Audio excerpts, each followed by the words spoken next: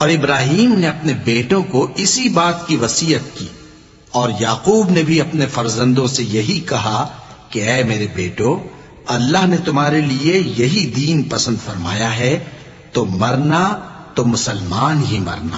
جس وقت یعقوب وفات پانے لگے تو کیا تم اس وقت موجود تھے جب انہوں نے اپنے بیٹوں سے پوچھا کہ میرے بعد تم کس کی عبادت کرو گے؟ تو انہوں نے کہا کہ آپ کے معبود اور آپ کے باپ دادا ابراہیم اور اسماعیل اور اسحاق کے معبود کی عبادت کریں گے، جو معبود یکتا ہے اور ہم اسی کے حکم بردار ہیں۔ یہ جماعت گزر چکی، ان کو ان کے اعمال کا بدلہ ملے گا اور تم کو تمہارے اعمال کا، اور جو عمل وہ کرتے تھے ان کی پرسش تم سے نہیں ہوگی۔ اور یہودی اور عیسائی کہتے ہیں کہ یہودی یا عیسائی ہو جاؤ تو سیدھے رستے لگ جاؤ گے۔